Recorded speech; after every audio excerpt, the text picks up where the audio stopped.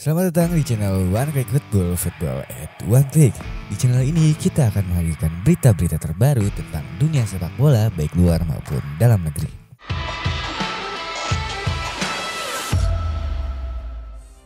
Didier Drogba, pria kelahiran Abidjan, Pantai Gading 11 Maret 1978 ini merupakan mantan pesepak bola yang bermain untuk timnas Pantai Gading dan juga merupakan legenda klub asal London, Chelsea. Drogba dititipkan ke pamannya yang tinggal di Prancis pada usia 5 tahun, yang juga merupakan mantan pesepak bola profesional bernama Michael Goldberg. Setelah 3 tahun, Drogba pun kembali ke kampung halamannya. Namun Drogba hanya sementara kembali ke Pantai Gading karena kedua orang tuanya kehilangan pekerjaan yang mengharuskan Drogba untuk kembali tinggal bersama pamannya yang berada di Prancis. Ibunya memberikan julukan Tito kepada Drogba karena terinspirasi dari Presiden Yugoslavia, Josip Broz Tito. Pada tahun 1991, orang tuanya melakukan perjalanan ke Prancis untuk pertama kalinya ke Vannes. Dan kemudian pada tahun 1993 mereka menetap di Antony, pinggiran kota Prancis. Pada usia 15 tahun, Drogba kembali untuk tinggal bersama dengan orang tuanya dan juga saudara-saudaranya. Disinilah Drogba lebih sering bermain sepak bola dan bergabung dengan tim setempat. Drogba memulai karir sepak bolanya sebagai pemain junior di klub semi profesional Le Valois.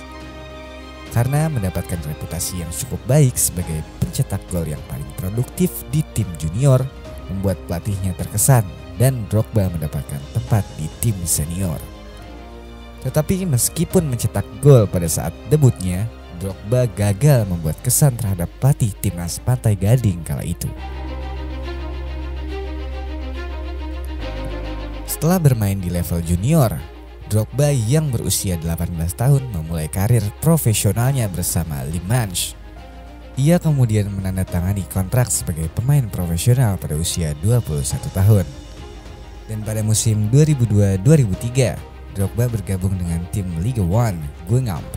Dan untuk pertama kalinya juga Drogba tampil untuk memperkuat timnas Pantai Gading. Pada musim 2002-2003, Drogba mengoleksi 17 gol dari 34 pertandingan. Pada musim selanjutnya, Drogba bergabung dengan Olympique Marseille dengan biaya transfer senilai 3,3 juta euro. Ia juga turut membawa Marseille menuju final Piala UEFA dan berada pada urutan ketiga top skor Liga 1. Chelsea yang saat itu dilatih oleh Jose Mourinho tertarik untuk memboyong Drogba ke dalam skuad The Blues, yang akhirnya membuat pemain asal Pantai Gading ini berlabuh ke kota London dengan biaya transfer senilai 24 juta euro, hingga membuat Didier Drogba menjadi pemain termahal Pantai Gading. Pada musim perdananya di Premier League, Drogba membawa Chelsea meraih gelar juara Premier League dan juga membawa pulang Piala Liga Inggris dengan mencatatkan gol di laga final. Ia juga tampil memukau ketika ajang Community Shield pada tahun 2005 dengan mencatatkan 2 gol. Pada musim selanjutnya, Drogba kembali meraih juara Premier League bersama Chelsea dan menjadikannya kapten di timnas Pantai Gading untuk pertama kalinya. Ia juga menjadi pemain pertama Pantai Gading yang mencetak gol di putaran final Piala Dunia 2006 dan juga terpilih sebagai pemain terbaik Afrika pada tahun 2006. Di akhir kompetisi musim 2006-2007, Drogba mencatatkan namanya sebagai top skor Premier League dengan 20 golnya. Ia juga berhasil membawa Chelsea menjuarai Piala Liga Inggris dan Piala FA pada tahun 2007 dengan mencetak gol di kedua pertandingan final tersebut. Pada musim 2009-2010, Drogba kembali menjadi top skor Premier League dengan mengemas 29 gol dan juga menjadi bagian penting pada saat Chelsea membawa pulang kedua Piala Premier League dan Piala FA. Pada saat Chelsea menjuarai Liga Champions UEFA musim 2011-2012, Drogba mencetak gol penyeimbang dan juga gol kemenangan di babak adu penalti. Gol di babak adu penalti menjadi gol terakhir Drogba untuk Chelsea setelah Chelsea menyatakan bahwa Drogba akan meninggalkan klub karena kontraknya berakhir pada bulan Juni 2012. Pada 20 Juni 2012, ia berlabuh ke Shanghai Shenhua sebagai klub barunya. Setahun kemudian, ia pun bergabung dengan tim Turki di Super League Galatasaray dengan kontrak selama 1,5 tahun dan opsi tambahan selama 1 tahun. Bukan hanya menjadi pesepak bola hebat, Drogba juga menjadi kebanggaan bagi sepak bola Pantai Gading. Ia juga berhasil menghentikan perang saudara yang terjadi di tanah Afrika melalui sepak bola. Pada tahun 2006, timnas Pantai Gading lolos ke Piala Dunia untuk pertama kalinya yang digelar di Jerman. Pantai Gading lolos sebagai juara grup 3 dengan 22 poin. Akan tetapi di tengah euforia timnas Pantai Gading, Didier Drogba secara khusus menaruh perhatian terhadap perang saudara yang terjadi di tanah kelahirannya sejak 2002.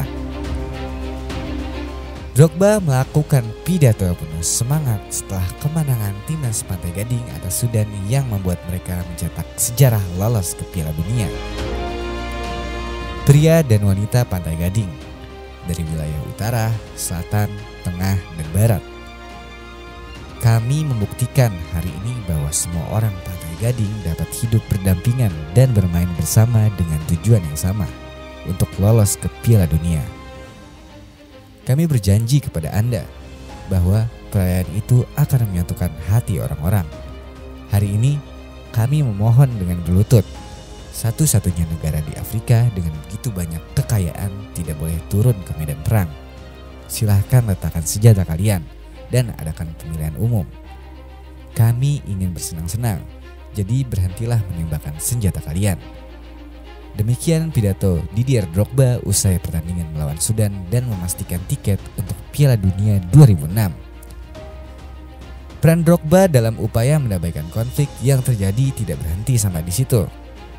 Setahun setelah kiprah perdana Pantai Gading di Piala Dunia, Drogba mengumumkan bahwa tim nasional sepak bola akan menggelar pertandingan melawan Madagaskar pada Juni 2007 di Bouake, sebuah wilayah di Pantai Gading yang menjadi basis kubu pemberontak. Menggelar pertandingan di Bouake merupakan langkah untuk menyatukan Pantai Gading.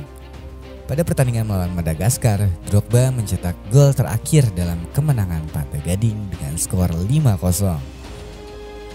Terlepas dari hasil pertandingan, untuk kemenangan timnas Pantai Gading, laga itu memicu kegembiraan di seluruh negeri. Menurut laporan BBC, Drogba berjalan mengelilingi stadion selepas pertandingan dengan para pemain dan pendukung mengikuti di belakangnya. Sementara itu, orang-orang di atas tribun yang sebelumnya bermusuhan ikut larut dalam perayaan tersebut. Itu adalah euforia seluruh negeri. Semua orang berkumpul di sana, kata mantan pesepak bola Pantai Gading, Sebastian Gnabry. Kami memiliki begitu banyak harapan pada Drogba dan timnya. Toure bersaudara, Kolo dan Yaya dari utara, dan Drogba dari selatan. Itu adalah mosaik sejati Pantai Gading. Didier Drogba dan rekan-rekan timnya tidak sendirian dalam menghentikan perang saudara di Pantai Gading. Namun, dua pertandingan sepak bola yakni melawan Sudan yang mengantar mereka lolos ke Piala Dunia dan juga laga uji coba melawan Madagaskar di wilayah pemberontak memberikan harapan bahwa Pantai Gading bisa bersatu dalam kedamaian. Sekian berita dari One Click Football, karena football at one click.